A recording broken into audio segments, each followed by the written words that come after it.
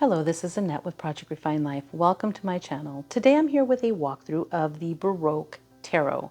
The Baroque Tarot is designed by Munay-Ki Designs, who also created the Phantom Tarot.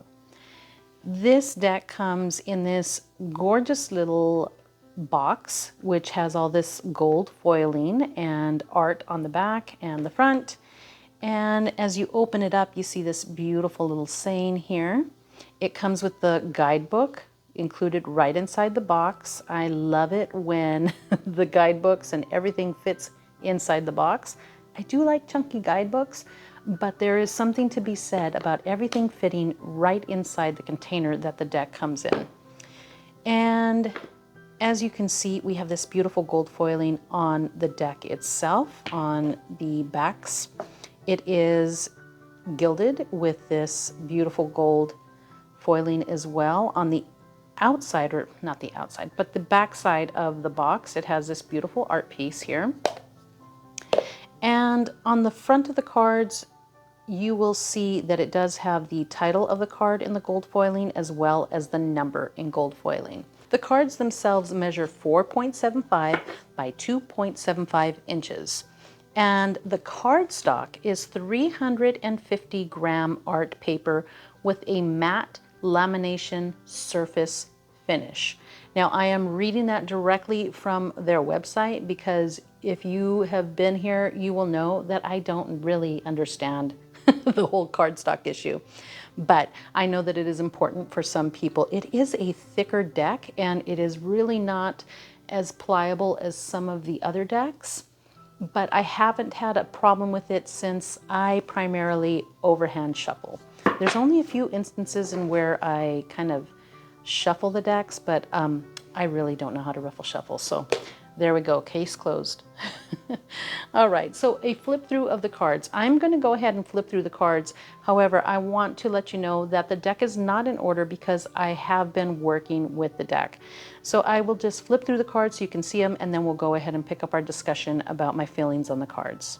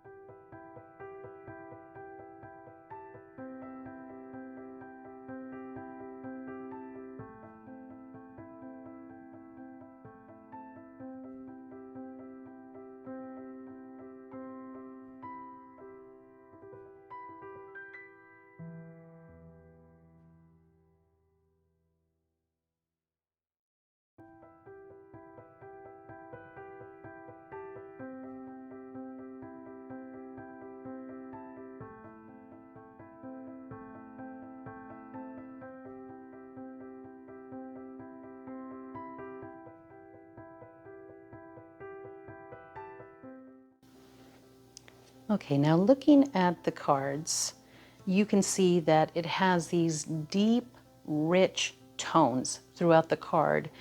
It is this balance of like dark and light throughout the deck. Like here you have this darkness, but yet you have the yellow just kind of sparking interest and bringing light into the cards. And I feel like it's like that throughout the entire deck. Like this one is pretty dark, but pretty much for the most part, there's more like a balance of light and dark, with the exception of a few here. Now, doing some research in regard to Baroque style, there are 4 main characteristics. So there is spectacle, movement, illusion, and Bible genre painting. So the best words, I kind of looked up a few things on it. The best words to describe Baroque are devilish, excessive, exorbitant, extravagant, extreme, and fancy.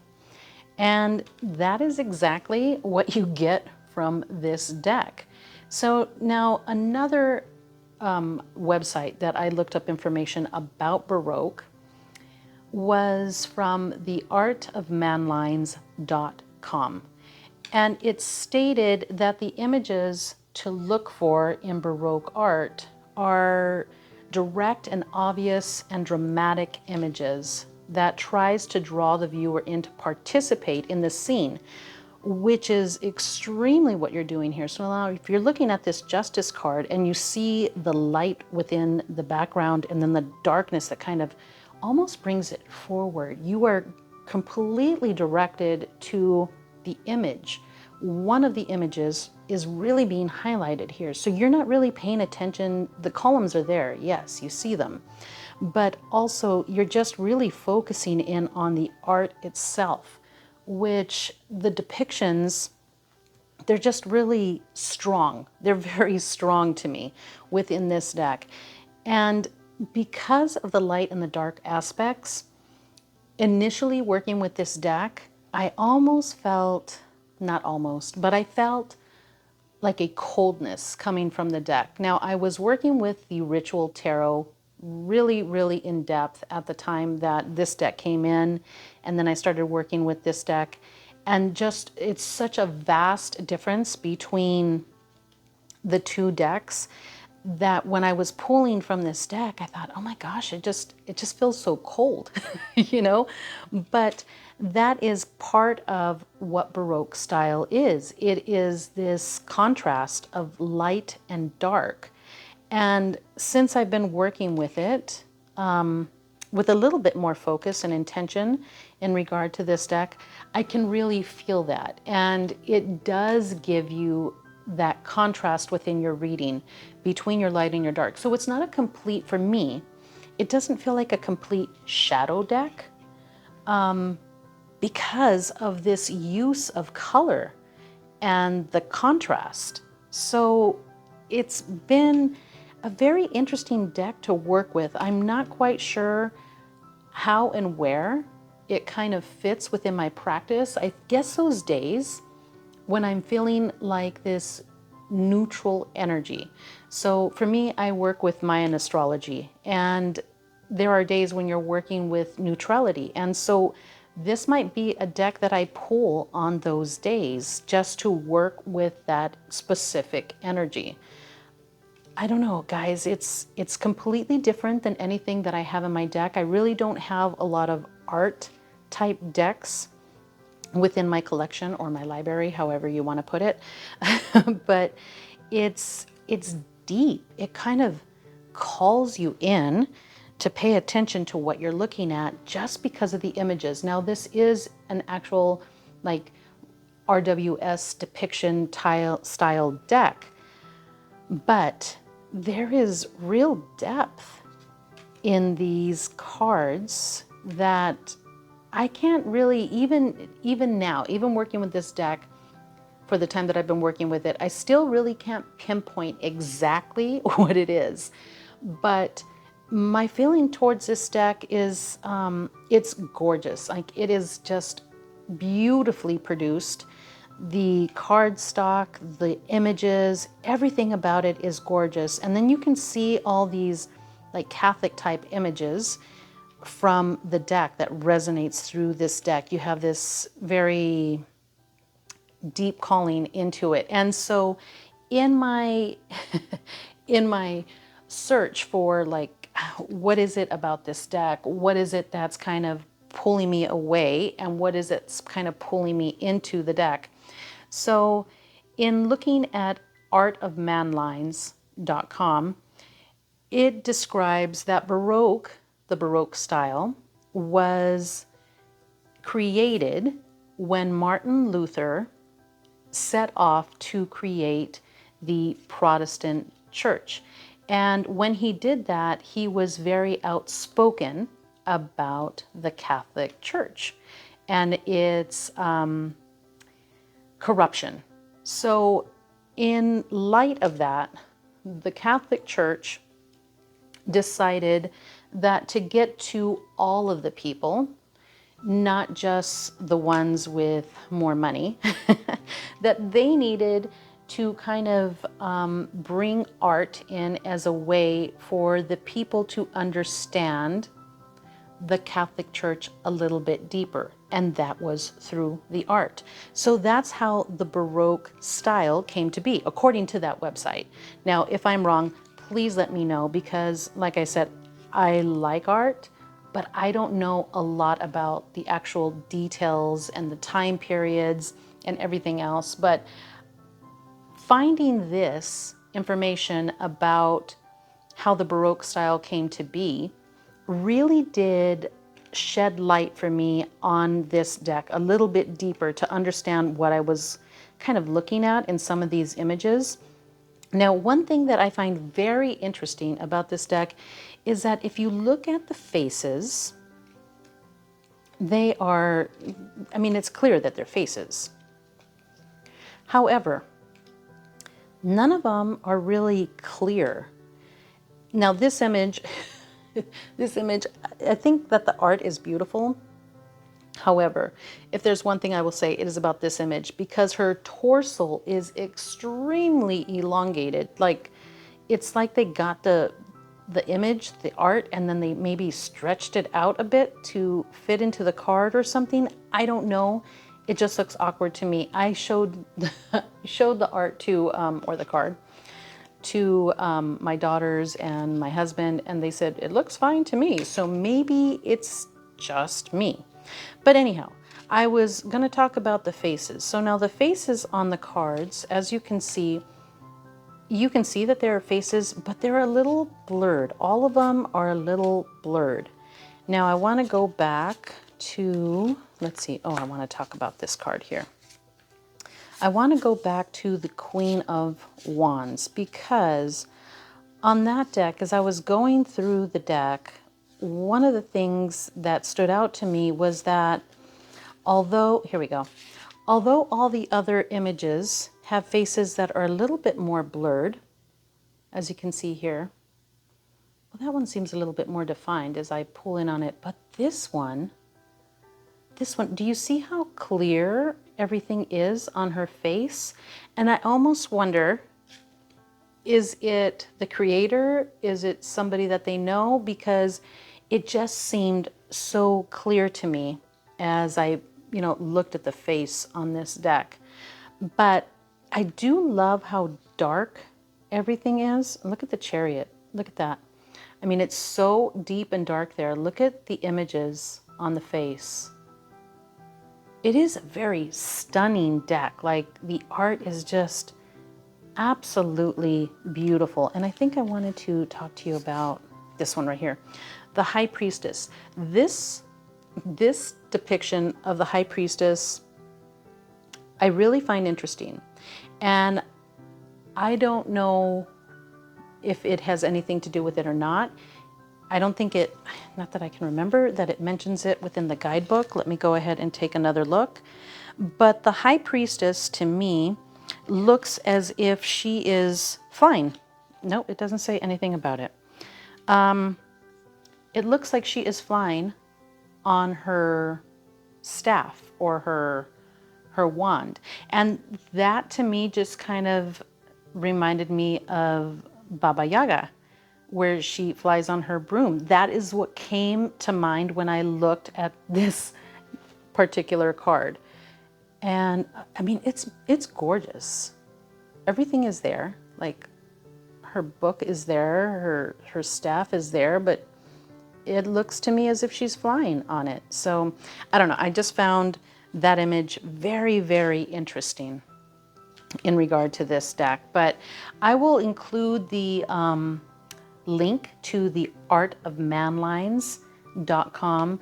I'll include the link to that particular article so that you can read it.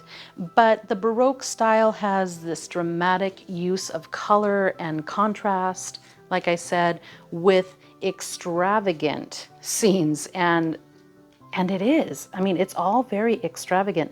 The magician, look at how dark that is.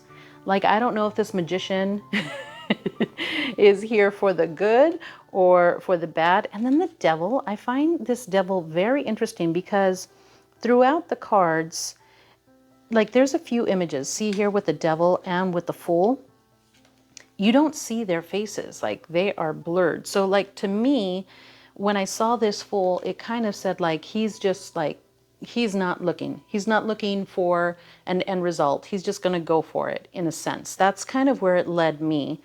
And with the devil or the magician too, like, I didn't know if he was in it for the good of the practice or for the bad of the practice, how he was tapping in exactly. I'm not quite sure. Still, this deck is kind of has like a mysterious feel for me. But the devil card, as you can see, they have masks on. This is not their faces. These are masks, which I found completely intriguing within that devil card. I don't know, guys. I mean, I think that this deck is absolutely stunning. Seriously, like, this is one of the most beautiful decks, and the art is just outstanding. And then the strength card is one of my absolute favorites. It is just, let me see if I can find it. This, the sun card. This is another one that kind of stands out to me. Like, I don't know, that kind of freaks me out a little bit. I don't know, guys. I like the deck, I really do. But I'm almost thinking that it's really tapping into intuitively, not per the guidebook, but intuitively, it's kind of tapping into those darker parts of my soul when it comes to working with this deck.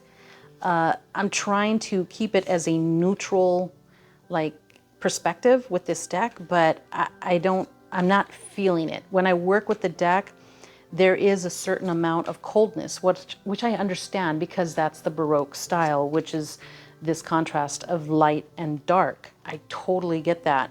But for me, it kind of resonates more into this darkness, which initially I knew. Looking at the Kickstarter and looking at the cards, I really wanted something that was on the darker side, but not completely just dark, because you need your shadow. You need your shadow to recognize your light. So that's kind of where this deck is kind of landing for me. And then this Three of Swords, oh my goodness. I just think that this is just beautiful. It isn't, I mean, I don't know. There's just something about it. It kind of taps into the, you know, the traditional heart pieces that you see within the depiction of the Three of Hearts, but those beautiful flames or whatever coming out of the sides. Oh my goodness, it's beautiful. The Ten of Swords is rough. That's a tough one. And not that I have a problem with that depiction of the Ten of Swords. It's just, it's tough. So as you can see, I don't know if you see it or not, but it feels really deep to me. And it feels more like, let's work on some of the deeper parts of your soul. Let's try to get into this and move into the light, in a sense, to me. Not completely like dark shadow, but just right on that, you know, when you can get to that point where you could push it and just be mean. I mean, we all have that part of us, right? So that part where you can just step over that line and just step into complete darkness, this is where this deck lies for me. Like that point where you're just teetering on the edge between total darkness and, you know, coming back, pushing your way back. That's kind of the way I feel about this deck. I don't know if that is an accurate description for people of the deck or not. Oh, here we go. This strength card though, oh my goodness. It is just stunning. I just love this. And so with that in mind, I'm going to go ahead and read from the guidebook so that you have an idea of what the guidebook reads like. So let me just place that right on top. The guidebook is just your basic guidebook. It has your 3 basic spreads, which is, so on the front it just tells you about the deck. It gives you your single card, your past, present, and future, and then the Celtic cross. And then it gets right into the meanings of the cards. It has your keywords for your upright, keywords for reversed. It does have the what is it? I always say planetary association, a little meaning, and then the reversed meaning, just a little bit more in depth from the keywords. But it's nothing really deep. But I think where this deck shines is within the art itself. I think that's where you really tap in to the feelings. This is more of an intuitive deck just based upon the depth of the art. So strength, the upright is strength, courage, compassion, taming demons. Get it? You see what I'm talking about? And reversed, self-doubt, low energy, raw emotions. This is in Leo, and let me just go ahead and read what it says. Guidance asks you to have strength of will. The quest is to tame the inner beast with kindness. There is a wreath of flowers from the person's head that embraces a lion, showing that all they had to do was change their mindset. The lion on the card appears to be satisfied, showing that your fears and shadow self need nurture and attention too, and permission to exist and to be expressed. The reversed meaning is the shadow feelings aren't being heard or taken care of because you can't find the courage to face them. You see what I'm talking about here? It's not completely like over the line, like complete darkness, but it's teetering on that edge. You know, like in yoga, when I'm saying get to that edge, come to the edge in the pose where you just feel like if you take it any further, you could be, you know, in deep trouble. Take it to that point where you feel a little bit, a tiny bit of like, okay, I'm almost there. I'm there. You know, if I pull back a little bit, I'll ease up too much. If I go forward too much, I could be too deep into this. And that's, to me, where this deck fits. It really does fit in pulling yourself out of those dark spots where you could go a little bit further and be completely in the dark, and then pulling yourself back into the light. So that's it, guys. That is the Baroque Tarot by Lamucci Designs. I'll go ahead and just do a quick overhand shuffle. As you can see, can you hear the cards? I don't know, guys. I'm such a weirdo. Like, did you hear it? I love it. All right, so I'm gonna try, oh my gosh, I don't know why I do this. I don't know why. See, look, they're already slipping out of my hands. Like, please don't do this to me. Please don't, please stop it. That was me. I'm very messy with this, but as you can see, if you are better at shuffling, then they would probably turn out much better for you than it just did for me. But that is the Baroque Tarot, and I truly, oh, see, look it, I even messed them up. Oh my goodness. See, I don't keep my cards in reversals. I never do that. I pull from my cards, and then whatever comes out, I'll know, according to my reading, I'll know if I need to read in reverse or not. So that is not something that I usually do, but thank you so much for joining me, guys. I really appreciate your time and watching this walkthrough. If you have any questions or if you have anything to add in regard to Baroque style, please let me know. I would appreciate it. I mean, guys, I'm sharing this stuff with you guys, but by no means am I an expert in anything. I am always, always excited to learn about new things. So please educate me. If you have anything to add to it, please leave it in the comments. Thank you so much. I appreciate you watching. I wish you a day filled with love, joy, and happiness.